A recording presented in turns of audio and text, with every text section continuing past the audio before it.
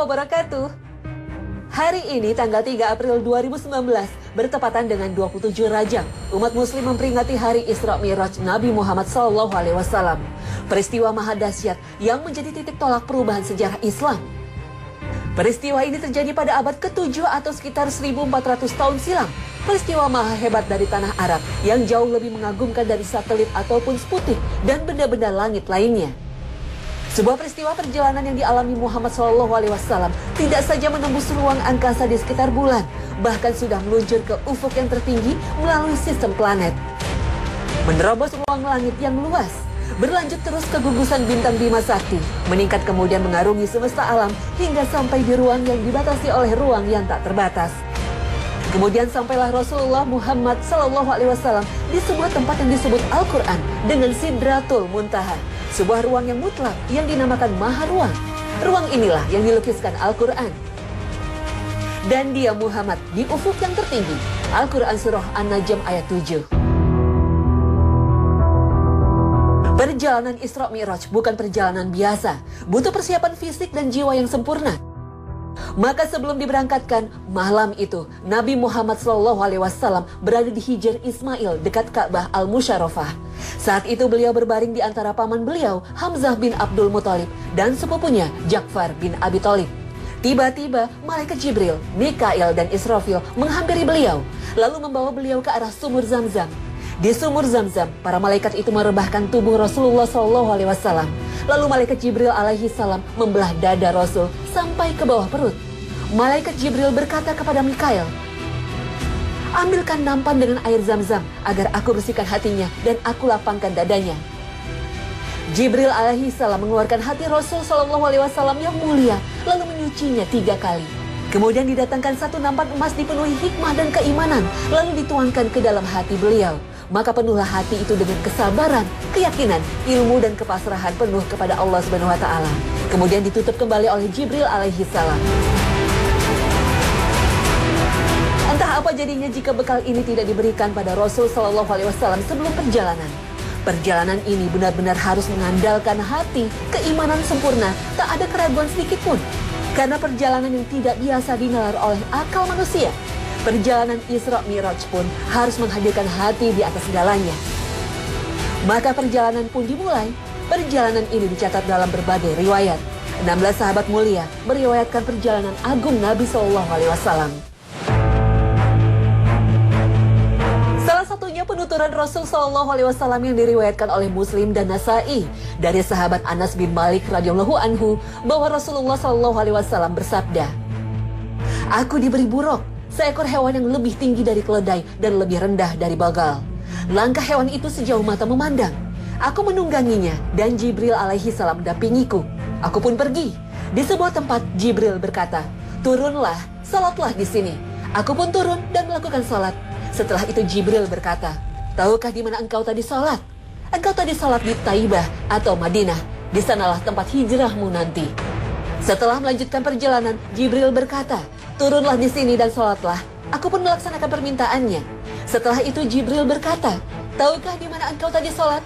Engkau sholat di Tur Sina, di mana Allah Azza wa Jalla berbicara kepada Musa alaihi salam.' Setelah melanjutkan perjalanan, Jibril berkata, 'Turunlah di sini dan sholatlah.' Aku pun turun dan sholat. Setelah itu Jibril berkata, 'Tahukah di mana engkau tadi sholat? Engkau sholat di Bethlehem, tempat kelahiran Isa alaihi salam.' Setelah itu aku memasuki Baitul Maqdis. Di sana semua Nabi alaihi salam dikumpulkan untuk bertemu denganku. Jibril kemudian membawaku ke depan untuk menjadi imam. Aku pun lalu mengimami mereka. Jibril alaihi salam lalu datang menghampiriku dengan membawa cawan berisi arak dan cawan berisi air susu. Aku memilih bejana yang berisi air susu.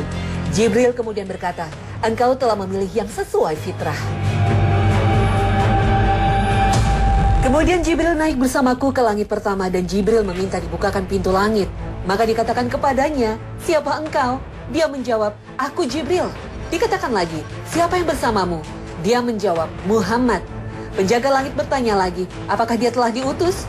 Jibril alaihi salam menjawab, 'Dia telah diutus.' Maka dibukakan bagi kami pintu langit dan saya bertemu dengan Adam alaihi salam. Beliau menyambutku dan mendoakan kebaikan untukku. Lalu kami naik ke langit kedua.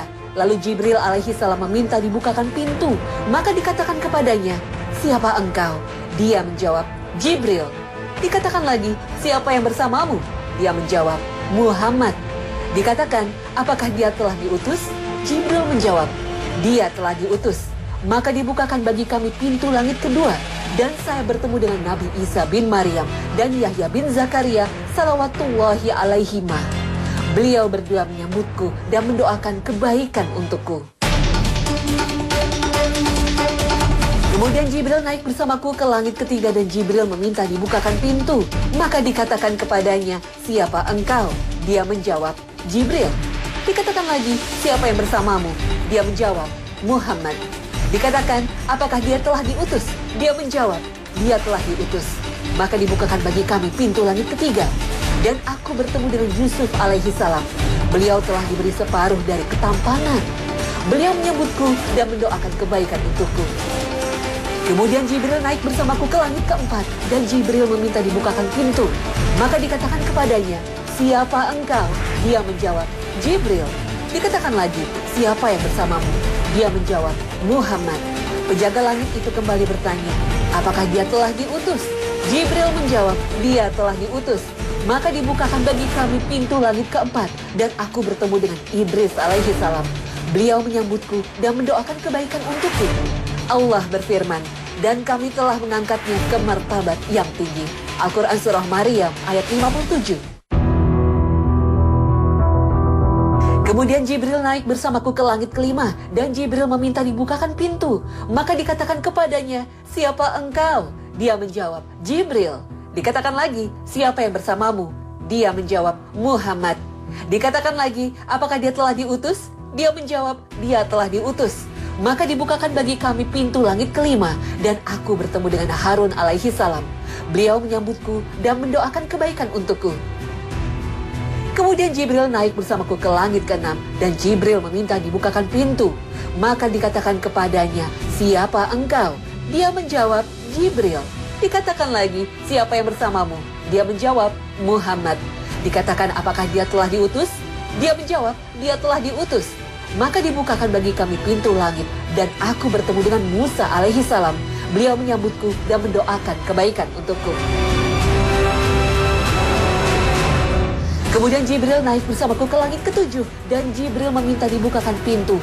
Maka dikatakan kepadanya, siapa engkau? Dia menjawab, Jibril. Dikatakan lagi, siapa yang bersamamu? Dia menjawab, Muhammad. Dikatakan, apakah dia telah diutus? Dia menjawab, dia telah diutus. Maka dibukakan bagi kami pintu langit ke-7 dan aku bertemu dengan Ibrahim alaihi salam. Beliau sedang menyandarkan punggungnya ke Baitul Ma'mur. Setiap hari masuk ke Baitul Ma'mur 70.000 malaikat yang tidak kembali lagi. Kemudian Ibrahim pergi bersamaku ke Sidratul Muntaha. Ternyata daun-daunnya seperti telinga-telinga gajah dan buahnya seperti tempayan besar. Tatkala dia diliputi oleh perintah Allah, dia pun berubah sehingga tidak ada seorang pun dari makhluk Allah yang sanggup menggambarkan keindahannya. Lalu Allah mewahyukan kepadaku apa yang dia wahyukan. Allah mewajibkan kepadaku 50 sholat sehari semalam. Kemudian aku turun menemui Musa alaihi salam. Lalu dia bertanya, apa yang diwajibkan Tuhanmu kepada umatmu? Aku menjawab, 50 sholat. Dia berkata, kembalilah kepada Tuhanmu dan mintalah keringanan. Karena sesungguhnya umatmu tidak akan mampu mengerjakannya. Sesungguhnya aku telah menguji dan mencoba Bani Israel. Beliau bersabda, maka aku pun kembali kepada Tuhanku seraya berkata, wahai Tuhanku, ringankanlah untuk umatku. Maka dikurangi dariku 5 sholat. Kemudian aku kembali kepada Musa dan berkata, Allah mengurangi untukku 5 sholat. Dia berkata, sesungguhnya umatmu tidak akan mampu mengerjakannya. Maka kembalilah kepada Tuhanmu dan mintalah keringanan. Maka terus menerus aku pulang balik antara Tuhanku Tabaraka wa Ta'ala dan Musa alaihi salam. Sampai pada akhirnya Allah berfirman, wahai Muhammad, sesungguhnya ini adalah 5 sholat sehari semalam. Setiap sholat pahalanya 10, maka semuanya 50 sholat. Barang siapa yang meniatkan kejelekan, lalu dia tidak mengerjakannya, maka tidak ditulis dosa baginya sedikit pun. Jika dia mengerjakannya, maka ditulis baginya 1 kejelekan. Kemudian aku turun sampai aku bertemu dengan Musa alaihi salam sambil aku ceritakan hal ini kepadanya. Dia berkata, kembalilah kepada Tuhanmu dan mintalah keringanan. Maka aku pun berkata, Sungguh aku telah kembali kepada Tuhanku sampai aku pun malu kepadanya. Hadis riwayat Muslim dan Nasa'i.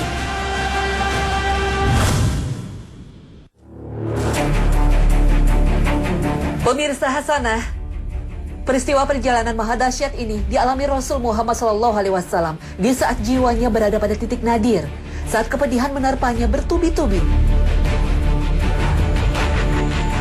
Paman tercinta Abu Thalib, sosok yang dihormati kaum Quraisy, pelindung dakwah Nabi SAW dari ancaman kaum Quraisy, meninggal dunia.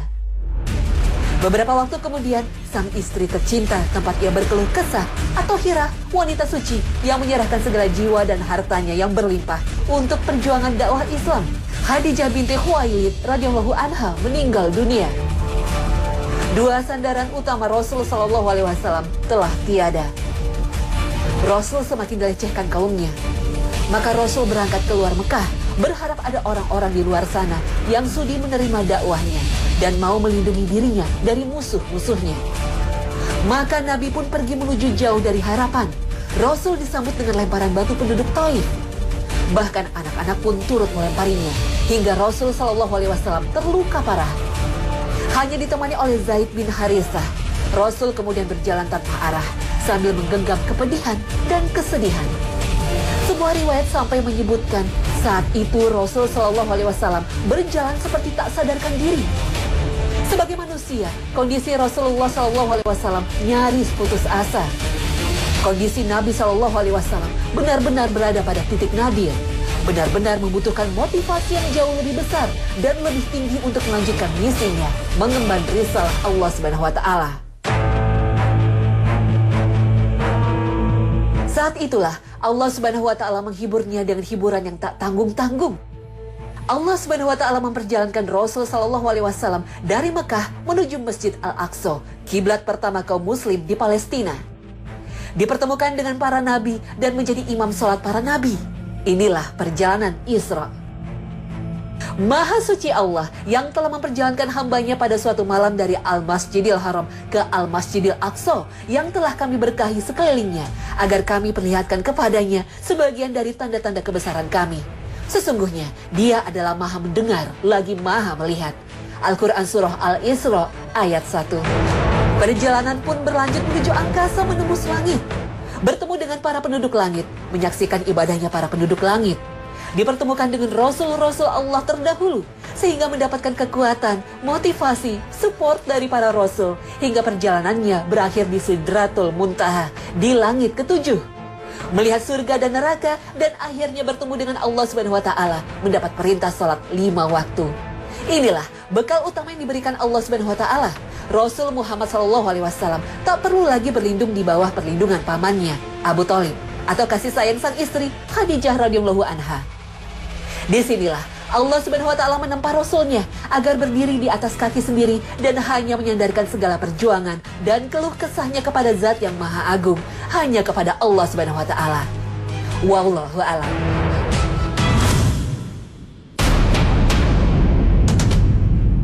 Pemirsa, mungkinkah ilmu pengetahuan mengungkap perjalanan menakjubkan dalam Isra dan Mi'raj? Jangan kemana-mana, sesaat lagi Hasanah segera kembali.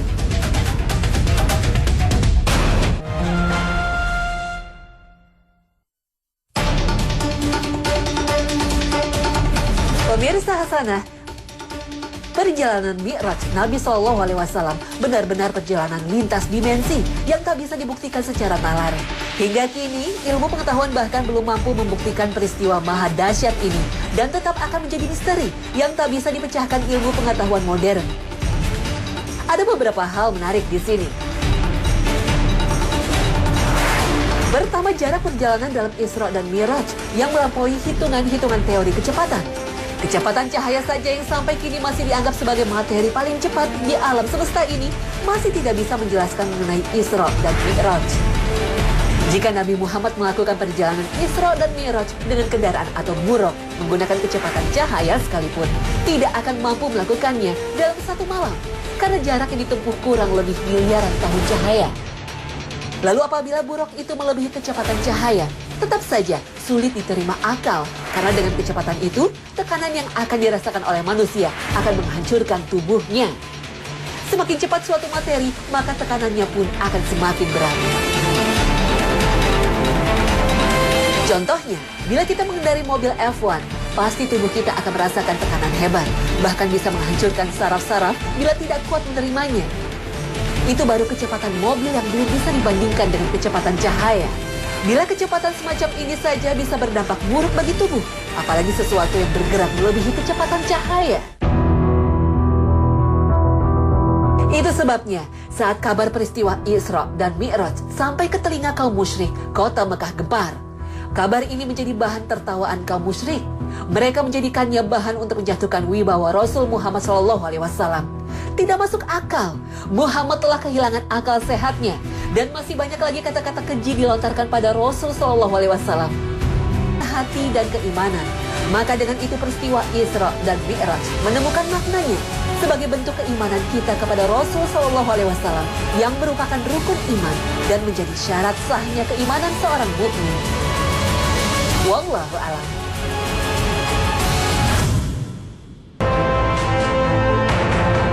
Sebagian ulama mengatakan kewajiban sholat pertama kali adalah 2 rakaat di waktu subuh dan 2 rakaat sore hari. Berdasarkan keterangan Qatadah, seorang tabi'in, muridnya Anas bin Malik. Puasa pertama kali yang diperintahkan adalah puasa 3 hari setiap bulan dan sholat 2 rakaat di waktu pagi dan 2 rakaat di waktu sore. Meskipun ada ulama yang menolak keterangan Qatadah ini, apapun itu, intinya Rasulullah SAW dan para sahabat telah mengenal sholat sebelum peristiwa Isra Mi'raj. Lalu bagaimana cara sholatnya Nabi dan umat muslim saat itu sebelum Isra dan Mi'raj? Apakah seperti yang kita kenal sekarang atau berbeda caranya?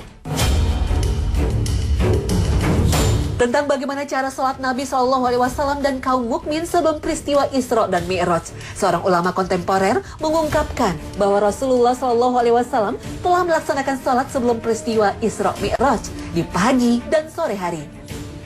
Bagaimana cara beliau sholat? Allahu a'lam. Yang jelas beliau sholat. Bisa jadi tata caranya dengan ijtihad mereka atau berdasarkan wahyu. Jika tata cara sholat yang beliau kerjakan ketika itu berdasarkan wahyu, maka statusnya telah mansuh atau dihapus dan diganti dengan tata cara sholat seperti saat ini. Jika berdasarkan ijtihad, syariat telah menjelaskan tata cara sholat yang benar. Syekh Atiyah Syahar pernah ditanya tentang cara sholat Rasulullah SAW di Masjidil Aqsa ketika peristiwa Isra. Beliau membawakan keterangan dari kitab Al-Mawahib Al-Laduniyah dengan syarah Az-Zarqadi. Disebutkan, cara salat ini memang diperselisihkan. Apakah salat wajib ataukah sunnah? Sebagian ulama mengatakan saat itu Nabi melakukan salat wajib. Dan sebagian mengatakan saat itu Nabi melakukan salat sunnah. Jika kita mengatakan itu wajib, lalu itu salat apa? Apapun perselisihan dalam kasus semacam ini tidak memiliki dampak dalam pengalaman. Pemirsa Hasanah, tidak semua peristiwa bisa dijelaskan dengan logika, akal, dan teori. Dalam beberapa hal, kita harus memahami sesuatu dengan menyertakan hati. Sehingga ketika akal dan hati dipadukan, akan memancarkan kedahsyatan tiada tara. Bisa menembus dinding-dinding yang sering menutupi kemampuan akal. Wallahu a'lam.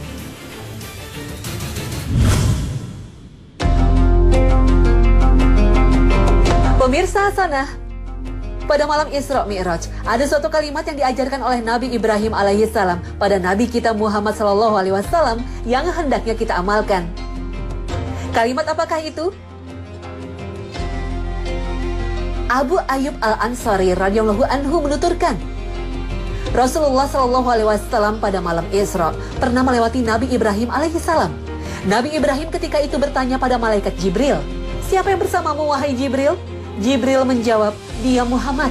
Ibrahim alaihissalam pun mengatakan pada Muhammad, "Perintahkanlah pada umatmu untuk membiasakan memperbanyak bacaan zikir yang nantinya akan menjadi tanaman surga. Tanahnya begitu subur, juga lahannya begitu luas." Nabi SAW bertanya, "Apa itu tanaman surga?" Ia menjawab, "La haula wa la quwwata illa billah." Tidak ada daya dalam menjauhi maksiat dan tidak ada upaya menjalankan ketaatan melainkan dengan pertolongan Allah. Hadis riwayat Ahmad. Ibnu Mas'ud radhiyallahu anhu menuturkan, tidak ada daya untuk menghindarkan diri dari maksiat selain dengan perlindungan dari Allah. Tidak ada kekuatan untuk melaksanakan ketaatan selain dengan pertolongan Allah. Wallahu alam.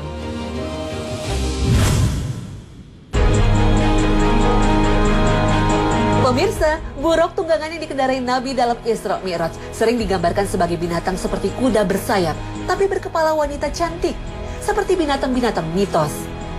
Sebenarnya buruk ini binatang apa? Jangan kemana-mana, sesaat lagi Hasanah segera kembali.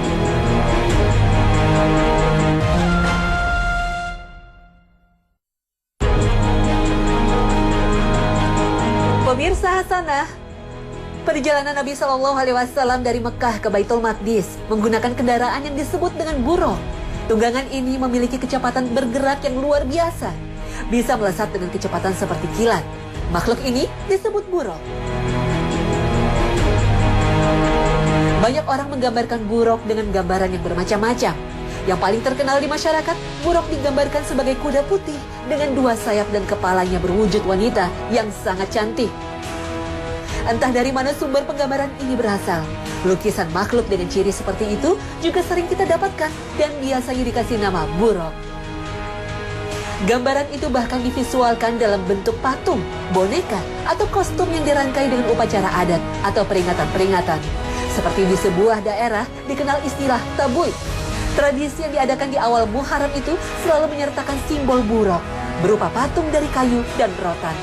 Bentuknya seperti kuda besar, bersayap lebar, dan berkepala wanita cantik. Saking kreatifnya, pernah pula replika kuda berkepala wanita berwajah cantik itu diberi jilbab. Di daerah lain bahkan ada tarian tiga buruk berbentuk kuda terbang dengan berkepala seorang wanita cantik, diiringi musik rebana dan lantunan salawat ketika menyambut acara-acara penting. Lalu sebenarnya binatang apakah buruk itu? Karena sering digambarkan orang seperti binatang-binatang mitos Yunani. Penggambaran yang bermacam-macam itulah yang menjadikan buruk sebagai makhluk mitos. Buruk sendiri sebenarnya makhluk yang nyata, benar-benar ada, karena banyak disebutkan dalam hadis-hadis Nabi yang dapat dipertanggungjawabkan. Binatang itu memang tunggangan Rasul Shallallahu Alaihi Wasallam saat melakukan Isra dan Mi'raj, dengan gambaran yang berbeda dengan gambaran kebanyakan orang. Di dalam hadis yang diriwayatkan oleh Bukhari dan Muslim disebutkan, kemudian aku diberikan seekor binatang yang lebih kecil daripada bagal, peranakan kuda dengan keledai, namun melebihi keledai putih.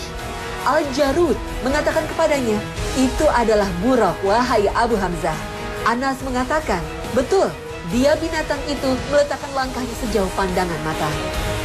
Di dalam hadis yang diriwayatkan oleh Tirmizi dari Huzaifah bin Al-Yaman, dituturkan bahwa Rasulullah SAW telah diberikan seekor binatang yang punggungnya panjang dan langkahnya adalah sepanjang mata memandang.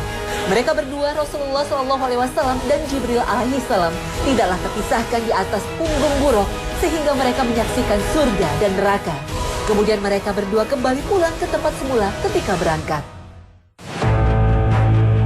Imam Nawawi menyebutkan bahwa menurut para ahli bahasa buruk adalah nama binatang yang ditunggangi Rasulullah SAW di malam Isra. Az-Zubaydi dalam kitabnya Al-Mukhtasar Al-Ain dan pemilik kitab At-Tahrir menyebutkan buruk adalah binatang yang ditunggangi oleh para nabi alaihissalam. Pernyataan ini masih harus dibuktikan dengan dalil yang sahih. Menurut Ibnu Duraid, buruk berasal dari kata al-barqi atau kilat, insya Allah Ta'ala, karena kecepatannya. Ada yang mengatakan dinamakan buruk karena terlalu bersih, mengkilat dan sangat cepat. Ada yang mengatakan karena warna putihnya. Al-Qadi mengatakan kemungkinan dinamakan buruk karena dia memiliki dua warna. Maka ucapan syatun barqo berarti kambing kilat apabila di sela-sela bulunya yang berwarna putih terdapat bercak-bercak hitam. Oleh karena itu, dia mengatakan di dalam hadis itu disifatkan bahwa buruk itu berwarna putih. Bisa jadi ia dari jenis kambing kilat dan dia terbatasi dengan warna putih. Dengan demikian, dari namanya saja, para ulama sendiri ternyata berbeda-beda dalam menggambarkan binatang tunggangan Nabi SAW ini. Lalu apa hakikat dari binatang buruk itu? Seperti apakah dia? Apakah dia memiliki sayap? Berapakah kecepatannya sekali dia melangkah? Bagaimana mungkin saat mengendarai buruk, Nabi Muhammad SAW bisa selamat melintasi atmosfer bumi? Wallahu alam, hanya Allah Subhanahu wa Ta'ala yang tahu. Karena itu semua adalah termasuk perkara-perkara gaib yang kita tidak bisa mengatakannya, melebihi dari keterangan teks-teks yang sahih. Kita pun tidak dituntut untuk mencari jawabannya. Kita hanya dituntut untuk mengimaninya saja. Apabila hal-hal itu ada manfaatnya bagi kehidupan manusia, pastilah Rasulullah SAW menjelaskannya kepada kita. Wallahu alam.